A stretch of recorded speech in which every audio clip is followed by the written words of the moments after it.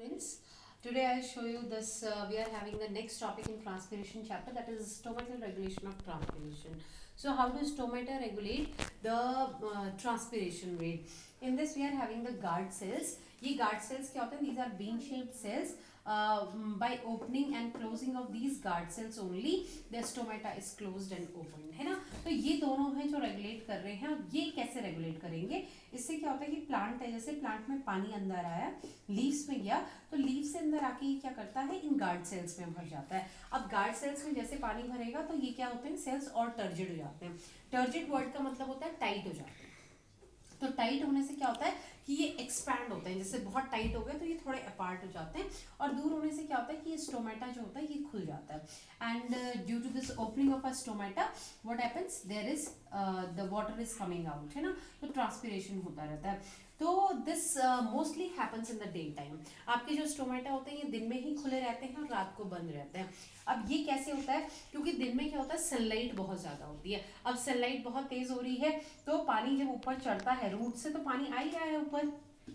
From the roots the water is taken up and it comes to the leaves, and it is coming to the leaf, but because sunlight is so much intense in the daytime, this water vapor starts coming out. यहाँ से आपका water vapour जो है leaf के lower side से in the form of transpiration it starts coming out. अब यहाँ से जब ये सॉल्यूट वगैरह यहाँ पे ज़्यादा हो जाते हैं, क्योंकि पानी ऊपर आ रहा है, तो ऊपर आने से ये गार्ड सेल क्या होंगे, टर्जिड हो जाएंगे, टाइट हो जाएंगे, फूल जाएगा पूरा. और फूलने से क्या होता है, स्टोमेटा खुल जाता है. तो स्टोमेटा खुलेगा तो यहाँ से आपका ट्रांसपिरेशन जो वाटर वेपर है ये बाहर निकलता रहता है. सो this is how the stomata regulates the rate of transpiration.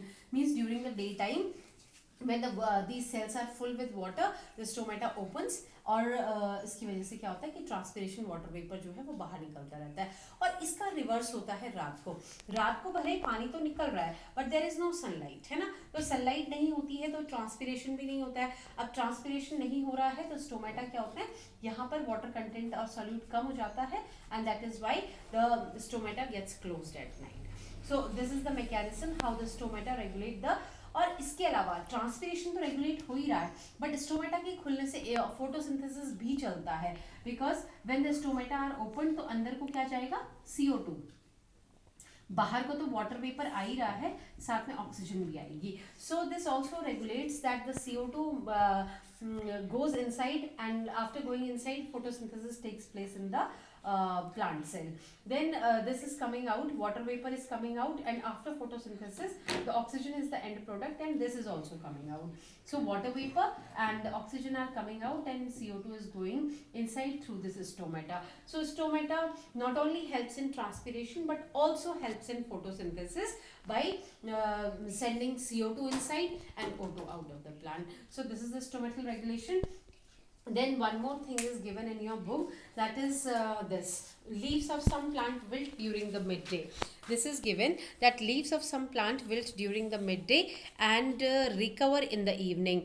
मतलब ये हुआ कि काफ़ी सारे प्लांट्स जो होते हैं कि वो इवनिंग में क्या करते हैं, रिकवर हो जाते हैं. जैसे मिड डे है दिन में, है ना, तो दिन में ये आपका प्लांट है like this is a plant, है ना. तो ये लीव्स है इसकी, तो ये दिन में मॉर्निंग में सही रहती हैं, लेकिन जब शाम होती है तो शाम को ये ऐसे लटक, सॉरी मिड डे में ये लटक जाती हैं. मिड डे मतलब दोपहर में, है ना, जो 11, 12, 1 बजे के टाइम पे ये लटक जाती हैं, बिल्कुल ऐसे मुरझा जाती हैं. तो मुरझाई क्यों है ये, because the rate of transpiration has exceed the rate of absorption. क्योंकि देखिए रूट से पानी आ रहा है, यहाँ रूट्स हैं आपकी, रूट से already the water is coming, but due to the intense sunlight the transpiration is more and absorption is less. Root से क्या हो रहा है कि पानी लेस आ रहा है, ऊपर कम आ रहा है, और जो आपके लीव्स हैं उनसे ट्रांसपिरेशन क्या हो रहा है, बहुत ज़्यादा हो रहा है. तो लीफ के अंडर सरफेस दिन में सारे स्टोमेटा खुले रहते हैं. अब दिन होने की वजह से स्टोमेटा खुले हुए हैं तो सारा का सारा वाटर वेपर जो होता है दैट इज गेटिंग लॉस्ट, है ना. और यहाँ नीचे से जो एब्जॉर्प्शन हो रहा है that rate is very less. So we can say that the rate of transpiration exceeds the rate of absorption of water by the roots. So this is the reason. This give reason has come many time in your board exam, so please see this reason, and the reason only is that the rate of transpiration exceeds the rate of absorption of water by the roots. Now next this is stomata. Stomata के बारे में आपने पूरा पढ़ लिया है. Second type of transpiration is cuticular, third one is lenticular. ये मैंने आपको बताया था, क्यूटिकल होता है, लेंटिसेल्स होते हैं। तो क्यूटिकुलर क्या हुआ, क्यूटिकल क्या होता है, it is a layer of a wax, a waxy layer which is outside the leaf. Leaf के बाहर एक परत होती है और उसको that is called cuticle. In the desert plant this cuticle is very thick because in deserts you know that there is scarcity of water, पानी वहाँ पे कम होता है, तो क्यूटिकल जितना मोटा होगा उतना वाटर लॉस कम होगा।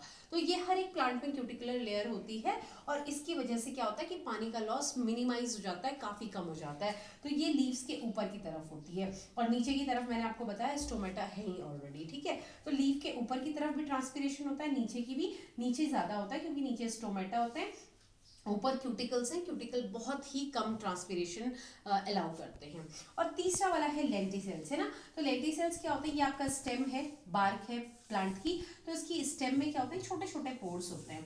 तो स्टेम में जो पोर्स होते हैं दे आर कॉल्ड लेंटिकल्स। तो ये लेंटिकल्स क्या करते हैं, these allow the water vapour, these are always opened and these allow the transpiration to take place day and night, every time transpiration is going on। इससे भी काफ़ी मतलब कम ही होता है, बहुत ज़्यादा ट्रांसपिरेशन नहीं होता है। So first one is stomata, मतलब maximum transpiration happens from stomata. The second transpiration happens from lenticels, क्योंकि लेंटिकल्स क्या होते हैं, ये हर टाइम खुले हुए हैं दिन रात। और तीसरा वाला है क्यूटिकल। क्यूटिकल में सबसे मिनिमम ट्रांसपिरेशन होता है क्यूटिकल से, क्योंकि क्यूटिकल अपने आप में ही it is a waxy layer which does not allow transpiration. तो very less transpiration occur from cuticle and maximum transpiration occurs from the stomata. Now this was all about the openings in a plant through which transpiration takes place. Now you are having the factors that affect transpiration. अब आपके कौन से factors हैं जो affect करते हैं transpiration को। तो for this we are having sunlight. First सबसे पहले है आपका सनलाइट। तो सनलाइट क्या करेगी, one is sunlight, then second one is your temperature, third one is velocity of wind, then third is humidity, CO2 and atmospheric pressure. So these are the things which affect transpiration. First one is sunlight. More sunlight, more transpiration. ठीक है, ये तो आपको simple सा पता है कि जितना ज़्यादा सनलाइट, धूप जितनी ज़्यादा होगी उतना ज़्यादा ट्रांसपिरेशन होगा। टेम्परेचर, अगर हाई टेम्परेचर है, टेम्परेचर मतलब अगर गर्मियों के दिन होते हैं तो गर्मियों में क्या होता है, again the high temperature then high transpiration. Okay, तो ये आपका जितना ज़्यादा टेम्परेचर होगा उतना ज़्यादा ट्रांसपिरेशन होगा। वेलोसिटी ऑफ विंड, हवा जितनी तेज चलेगी उतना ज़्यादा ट्रांसपिरेशन होगा, because if this is a plant, ये आपका प्लांट है, ठीक है, और प्लांट के चारों तरफ क्या है, एयर है। तो ये एयर क्या होती है, क्योंकि प्लांट क्या कर रहा है, ट्रांसपिरेशन कर रहा है, तो इस एयर में क्या होता है, water vapour, water vapour is there, ठीक है, वाटर वेपर इज प्रेजेंट।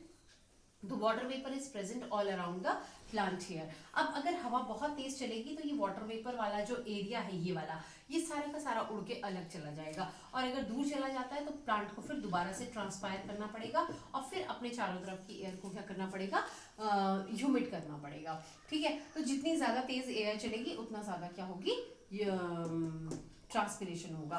फिर humidity, humidity means the moisture content. If the moisture atmosphere is already laden with the moisture, अगर यहाँ बहुत सारा मॉइस्चर है आपके चारों तरफ तो प्लांट क्या करता है, ट्रांसपिरेशन नहीं करता है। Means more humidity than less transpiration, ठीक है। तो अगर आपका ह्यूमिडिटी मतलब पानी की अमाउंट होती है एटमॉस्फेयर में, तो पानी की अमाउंट अगर ऑलरेडी ज़्यादा है तो प्लांट क्या करता है, कम ट्रांसपिरेशन करता है, क्योंकि एटमॉस्फेयर में ऑलरेडी वाटर है, तो वो और ट्रांसपायर करके फिर और वाटर कहाँ एडजस्ट होगा, है ना। तो that is why there is less transpiration. Then CO2 मतलब कार्बन डाइऑक्साइड, अगर आपका कंटेंट ज़्यादा हो गया, if more CO2 is there will be less transpiration, ठीक है, कम होगा ट्रांसपिरेशन, क्योंकि कार्बन डाइऑक्साइड क्या करता है, कार्बोनिक एसिड बनाता है। Again there is a theory behind this. तो ये स्टोमेटा को क्या करता है, क्लोज कर देता है। अगर CO2 सेल के अंदर ज़्यादा हो जाएगा प्लांट के अंदर तो क्या होता है कि स्टोमेटा बंद हो जाते हैं, तो उसकी वजह से ट्रांसपिरेशन रुक जाता है।